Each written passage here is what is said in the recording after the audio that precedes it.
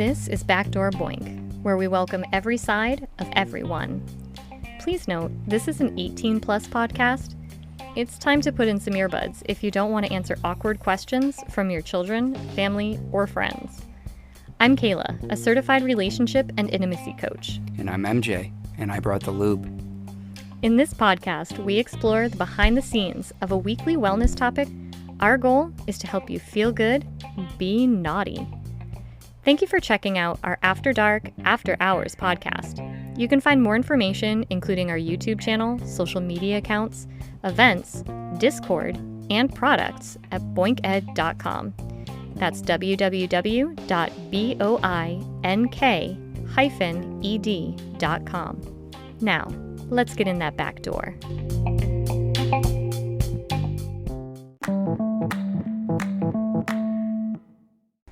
What was that? Nipples! For some reason, the way you said it made me think of that skit from... Oh, I can't remember his name. And the pickles? And the pickles?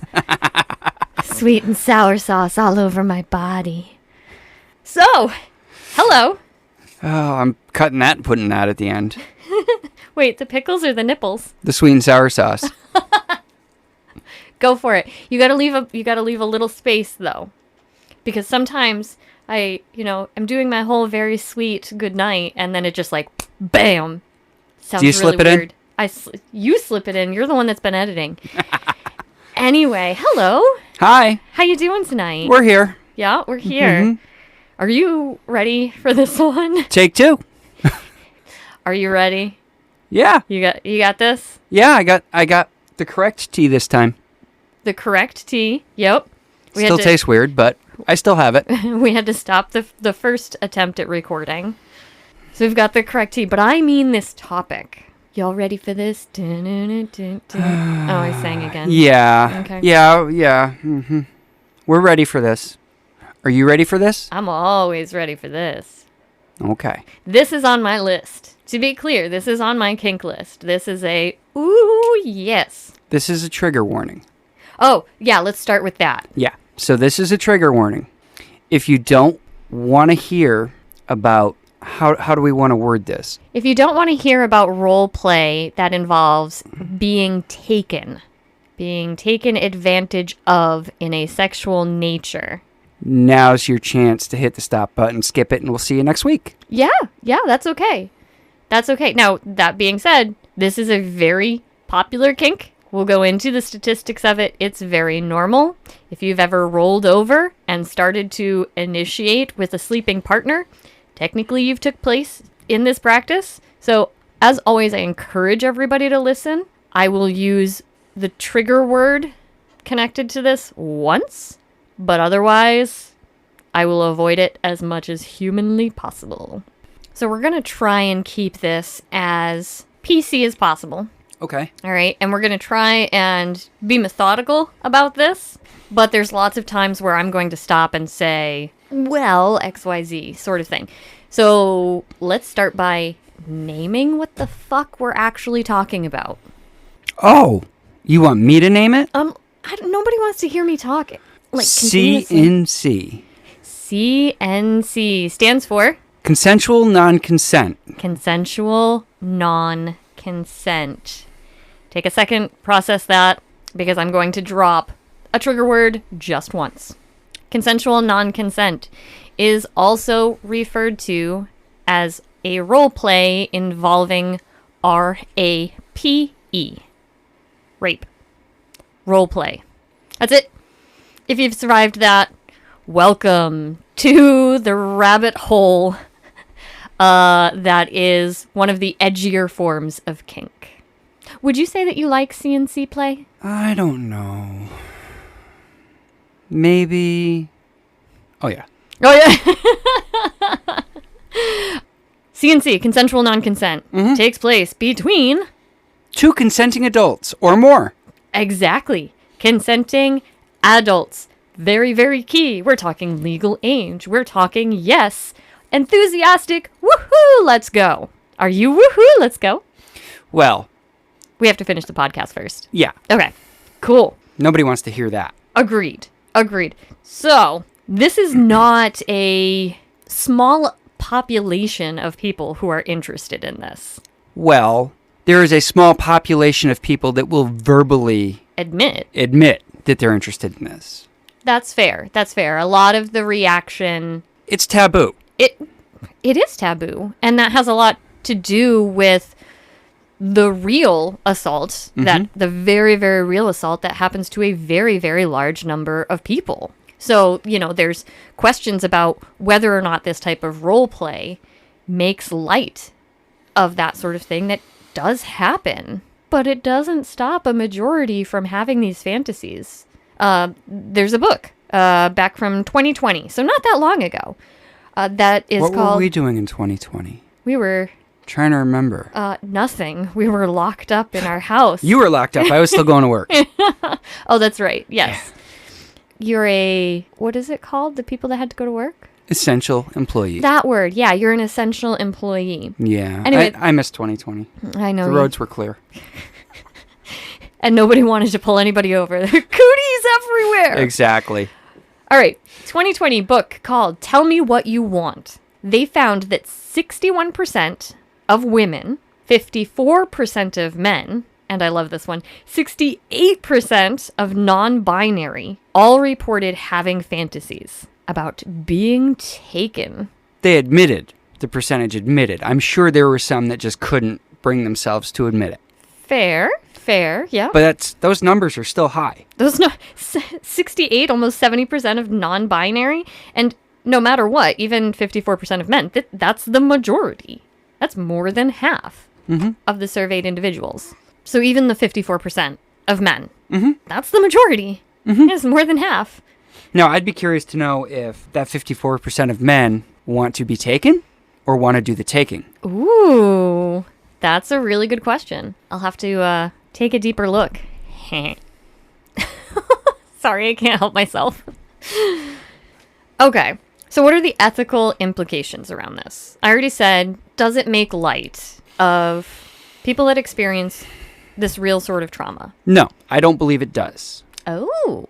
I believe some people may look at it that way. And everybody's entitled to their opinion. Yep, we all have one. But I have listened to podcasts. I have watched videos. And I'm not talking the certain hub videos. I'm talking like documentary style videos. On CNC? On CNC. Okay. And I've done a little digging into blogs and research. And honestly, especially for the female presenting, a lot of them have had a sexual assault. 1 in 3. Yeah. If not more. And in their negotiations, it allows them to relive it to an extent, but be able to take control and have control of the outcome how they want it to be.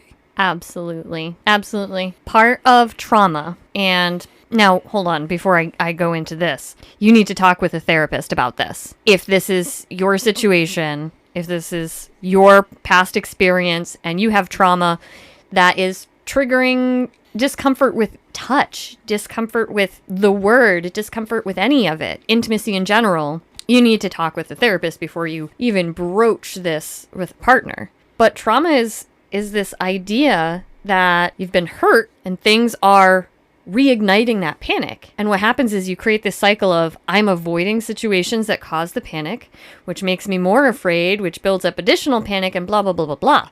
It's like part of the reason for the trigger warning at the very beginning. Exactly. We don't want to set anybody off and send them to that space. That space again. But part of dealing with trauma, part of resolving that for some practices means facing it. Mm-hmm. And there's different ways, different levels of doing that. But for some people, this act, they are going to take control of the situation. Somebody who has been sexually assaulted, putting themselves in control of the situation and facing it with a trusted partner. What kind of partner? A trusted partner. Oh, okay. Just making sure. Why? What did you think I said? Thrusted? No, I just wanted to make sure they were a trusted partner and not just some not just rando partner that they picked up at the club that week. Exactly. Yeah, no, please don't. Please don't. We'll go into the risks in a minute, but that's not the way to go about this. So, it can have its benefits. Mm-hmm. Mentally, emotionally, all of that. Yeah. So that's why you would say it's It's not unethical when done properly. When done properly. Okay. All right. Let's talk about the different types of CNC. Okay. I mentioned one at the start. Did you? I wasn't listening. Wow. What are you doing over there? Nothing. Are you picking at something? Nope. What are you doing?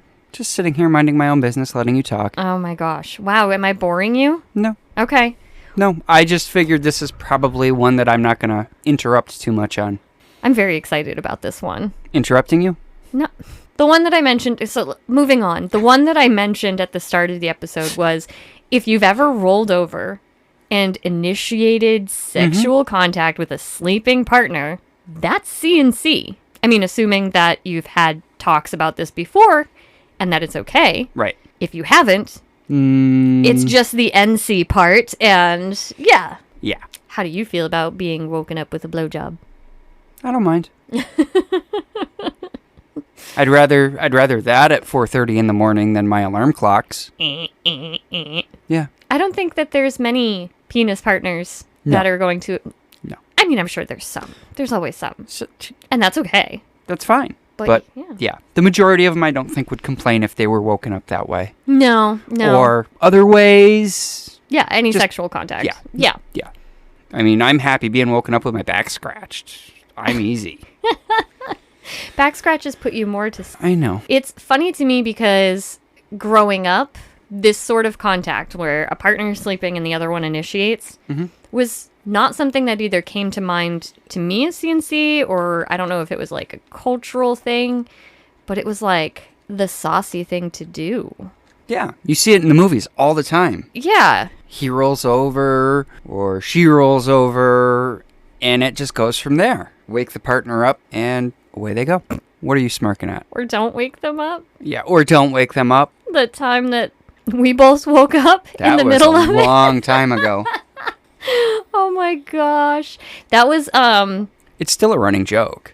Oh. Between us. Yeah. Dreams really do come true. They were good dreams. Yeah, we must have both been having some pretty saucy dreams to wake up and look at each other and be like, what the... All right, let's keep going. Yeah, finish this off. Working for me. Yeah, that was an interesting time in our lives. Yeah. Yeah. Anyway, moving on. So yes, that is a type of CNC. Other CNC scenes might include, what do you think? We're getting saucier. We're getting saucier? Yep.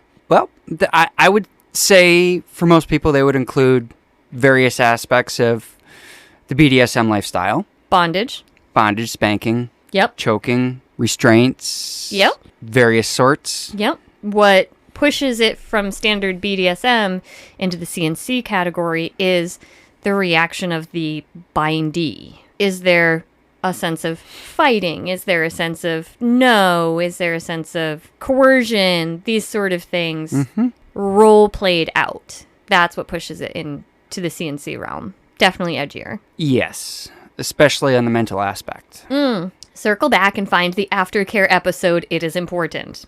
Very important. And I'm going to add probably the edgiest of the CNC categories, surprise and kidnap. Here's the concern is that nobody can promise that there's not legal ramifications for this. No. Okay. We know certain states like ours are BDSM is not even allowed. A little touchier about certain things than others. Some states, you have more leeway. Yep. If you're going to participate and partake in this, do a little research. Be extremely careful. Make sure you're with somebody you trust and who trusts you. On both sides. Yeah. So that leads us into our must-haves. If this is something you want to explore, what must you have? So we said consent. Pre-negotiations. Big pre-negotiations. Let's touch on that. Okay. Because with CNC, you're going to come across things that you may not have otherwise. In a kidnap scene, well, I'm going to sit down with you, for example, and we're going to discuss a standard BDSM scene. We're going to cover things from A to G. Okay. And you're going to agree or disagree. We're going to negotiate. When it comes to C and C, we're going to cover A to Z. All the and things. Maybe 1, 2, 3, 4, 5. There's not enough letters in the alphabet. Yeah. And you're each going to say yes and no. This isn't going to be a light negotiation. No. So we're talking about standard things, quote unquote standard things, choking, bondage, biting, but then you have to throw in the instinctual reactions that people have when they are fighting back. Yeah, and expect to fight. If that's the level you negotiated. What you've negotiated on. Slapping. Okay. Punching. Spitting. Chances are you're both going to walk away with bruises. Chances are you're both going to walk away with bruises. Exactly. We're talking ripping clothing. It's a possibility. You need to discuss whether or not lubrication is going to be a thing. Yeah. Yeah. I mean, does it take away from the scene aspect that you're looking for? But also, do you really want that pain the next day? These sort of things. Yeah. Little things that you wouldn't normally think about discussing need to be discussed as well. Are we using condoms? Yeah, depending on your situation with your partner. Are we raw dogging it? Yeah. Is this off limits? Is that off limits? Name calling? Are we using our standard safe words, or are we changing them and having a special safe word for this particular scene? Because safe words are a must. Oh, yeah. Are a must. Because in this type of situation, there's going to be no's. There's going to be stops. There's going to be I don't want to's. And hopefully that's all figured in with your negotiations and expected to be, just because I say no or stop and I don't want to. No, I'm playing into it. So just roll with it. It's part of the scene. Exactly. But that's why there's the legal issues. Because all it takes is for somebody to turn around and say, I said no. And the men and women in that nice uniform that bring the special bracelets, and the person that sits behind the bench wearing that black robe, that's all they want to hear. I said no. Yep, absolutely. And somebody's got charges on them. I like those special bracelets. They make this cool sound when they constrict around your wrists. Okay, but anyway, those are the must-haves, and it needs to be with a trusted person, as we mentioned. Yeah. Risks for everybody involved. We go back to RAC, risk-aware consensual kink. Yes. I love all the acronyms that come around consent. There's so many, though, that they get confusing sometimes. They do. We'll do a separate episode. Write that down. Yes, dear. Cracking that whip over here. All right, so number 1 risk, legality concerns. Second risk, you mentioned physical. Physical, obviously. You're fighting each other. A little wrestling. Mud or oil? Ooh, mud. No. Really? Really. You'd pick oil over mud wrestling? That's people, I imagine it's like trying to squeeze Jell-O. You ever try to catch a grease pig? No. I have. Why? Is that just something you people from the Boondocks do for fun on a weekend? That and cow tipping. Let's butter the pig and chase it around the yard? What do you win if you catch it? I don't know. It's just fun? It's just fun. Now I kind of want to try it for science. Okay. Is it a big pig? Big pigs don't move fast. It's got to be like a little pig. Little piglet. Oh, no. Okay, maybe I changed my mind. You're not out to hurt him. You're just out to catch him. That's going to scare the shit out of him. That pig did not consent. Moving on. Yes. So I say oil because who doesn't like the smell of baby oil? The smell of baby oil turns you on. I don't get that effect, but it's cleaner than mud. I like the idea of dirty, though. Do you want mud up in there? I don't necessarily, but if I was going to wrestle, I'd rather choose mud. But we're talking about something completely different now. I'm talking about wrestling and, fighting. There's going to be cuts, abrasions, chafing, and like you said, bruises. Chances are both of you or all of you will walk away with bruises. There is a risk that you might have to explain this to a doctor if you fucking break something. Yeah, be prepared. If you can't have that talk, then maybe you need to reevaluate your scene. Yeah. Well, part of the negotiations, just like with rope, just like with any edge play, part of that has to be the if shit goes sideways talk. If I break a bone, if, I pull a muscle and I can't work, what the fuck are we going to do? Are you going to be able to help me out? I'm not teaching rope classes. That is very good to know. I think I will bottom. I will go and bottom, and we can get somebody else to teach it. A substitute teacher? That's right. Okay. All right.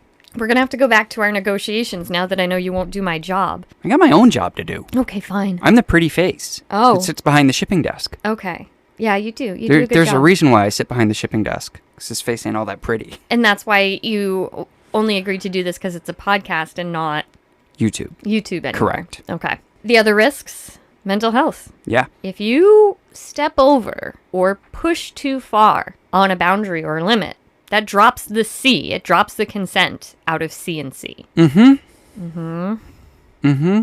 Sorry, I'm coming from this from a bottom aspect. Oh, yeah. Oh, yeah. It does. It totally drops. And it potentially, you have to go see a head mechanic. A head mechanic? And that head mechanic is going to have to file a report. Really? They are mandated reporters, remember. Right. For certain things. For assault. Okay. And a head mechanic hears this, and what are they thinking? They're thinking the big R. The big R. Yep. Yeah. Because that's an interesting backlash because up until... Because we'll take the R out of it, and it's still an SA. Yeah.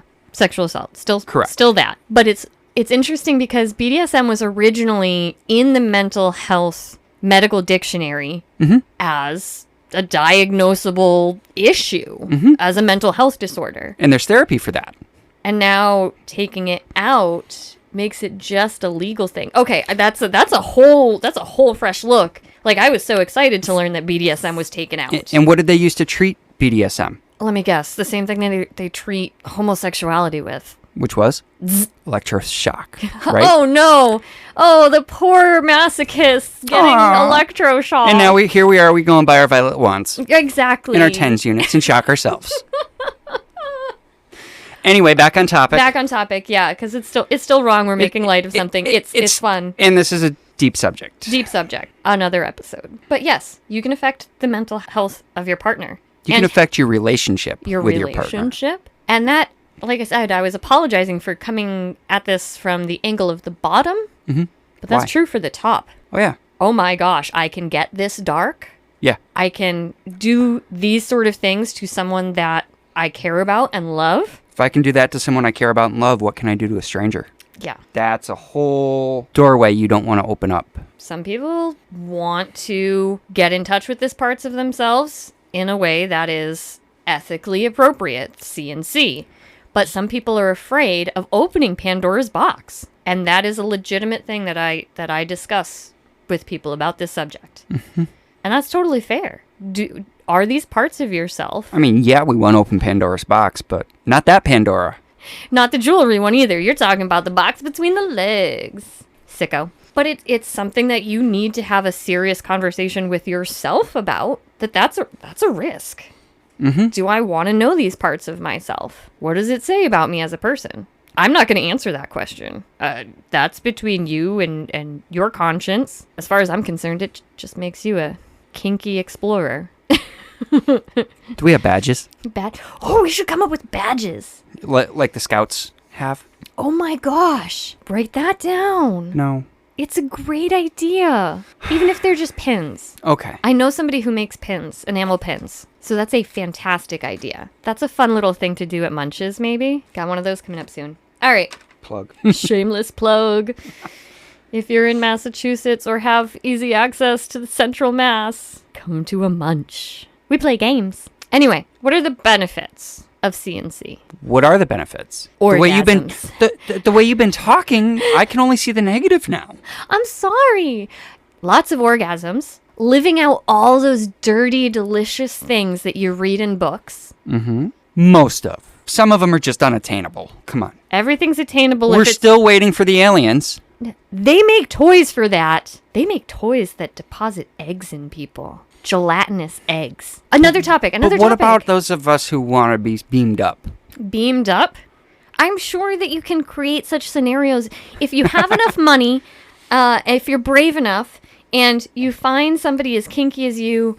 I mean, the sky's the limit. Or outer space is the limit in this case. But yeah, I'm talking orgasms. Okay. Lots of orgasms. And fulfilling fantasies. In a safe environment, which leads to the other benefit. More orgasms? All the orgasms. But no, facing trauma. Yes. There can be therapeutic value to this. There can be, yeah. Therapeutic benefits. Mm-hmm. Need to be discussed with Your partner, your doctor, your doctor. your head mechanic. Your head mechanic, yes. So there are cases where people who suffered sexual assault are into this. Mm-hmm. It's their way of taking back control. Mm-hmm. Trauma is this idea that we've been hurt. We are afraid of things that trigger the panic all over again. So we avoid them, which makes us more afraid of them. And it's the snake eating its own fucking tail. It's terrible. Do snakes have tails? Or is that just still part of its body? A snake is really just a tail with a head. How often do we sound stoned on this show? I can't be, but some days I'd like to be, especially when I'm editing it. That was a total stoner question. I sound smart. Until I don't sound smart again. Where was I? The snake eating its own tail. Yes. Health benefits. So in order to break the cycle, They get to take control. they get to take control. They get to lay out how this plays out. And if that means that for the negotiation of the scene, they Get to be the top. get to be the top, or they overcome the role-played aggressor. Fuck yeah. It's all part of the negotiations. What do you both or all want out of it? Exactly. What are you looking to gain from the experience? Again, it's consensual. Yep. Which, in my mind, implies that there were negotiations that took place ahead of time. Yep. But again, if you have trauma, if you are triggered, you need to have a discussion with a therapist before you venture into this. Yeah, That's this isn't just something you can. Head- This is not something I would recommend you just. Well, I heard about it on a podcast and another podcast, and I read about it in a blog. Did it help them with their trauma? No, you could really mess yourself up if you don't get the help you need. Yep. Before diving in. Yep. I mean, as kinky as we are, I mean, what, the second time we slept together, I called you daddy? Yeah. Yeah. The look on your face was fucking priceless, by the way. But Wasn't expecting it. as kinky as we are, it was a long time before we delved into any CNC. I'm not even counting that time that we were both asleep because neither of us could have. Right. But it was, I mean, there was always little bits here and there that we've discussed and we agreed upon. Yep. But it was baby steps. Baby steps. Because I'll be real, I have experienced sexual assault. I'm 1 in 3, okay? So yeah, I had to really fucking trust you.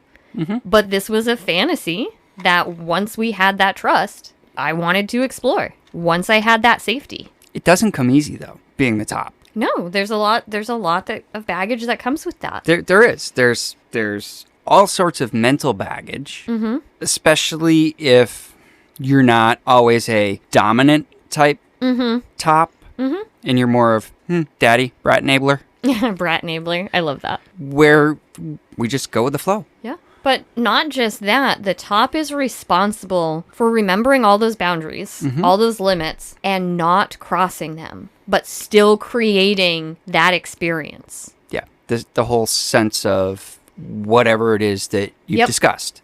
Whether it's being taken, being woken, being in danger, whatever that entails. That's a lot of pressure. Abducted by aliens. Oh my gosh, you're going back to that. All right. I will say that once we reach this point, it can be good for a relationship. It can be. Add a little spice where there may need to be a little pick-me-up once in a while. Yep.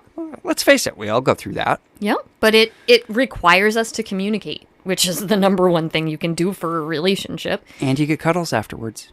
Lots of cuddles. Everybody needs. Everybody needs the aftercare. cuddles afterwards. But maybe not right away, but yeah. It reaffirms that trust. It really, I cannot stress that enough. I feel safe with you. Especially because I know the struggle you go through to indulge this for both of us. Oh yeah, I fight with myself. Yeah, which is good. If you didn't, that would be concerning. That would be, a little bit of a red flag for you. Yes. All right.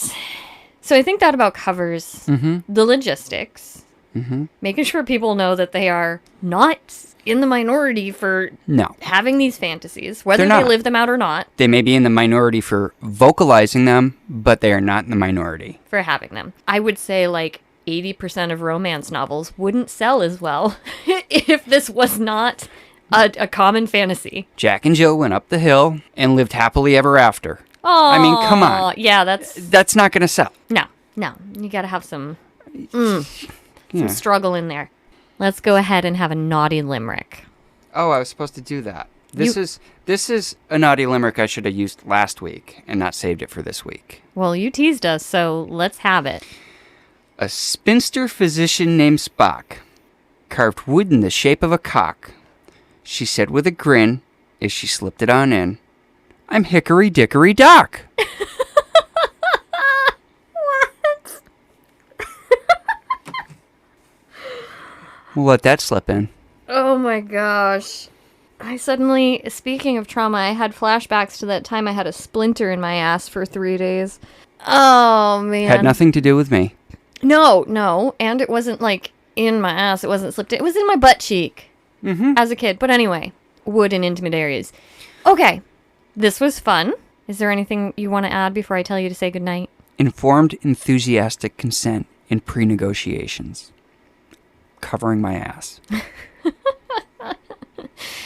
Well, thank you. Say goodnight. Good night.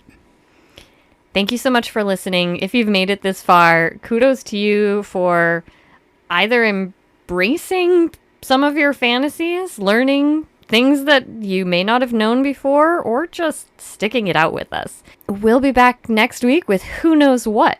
But in the meantime, stay you, stay beautiful, feel good, be naughty. Good night.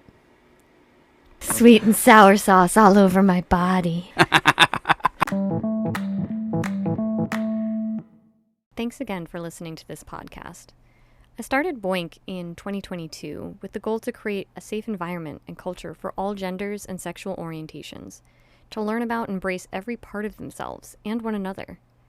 We offer workshops, events, and various inclusive products, along with consultations, to make sure we take a holistic approach to enhancing individuals' sexual satisfaction with themselves or their partners. I believe that when you accept yourself and your partner on the most intimate of levels, it filters out into your daily life.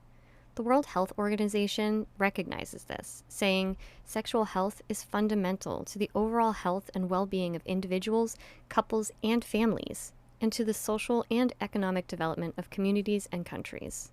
So as long as you'll have us, Boink will be here. Kink-affirming, gender-blurring, sex-fulfilling. And you can find any of our details at www.boink-ed.com.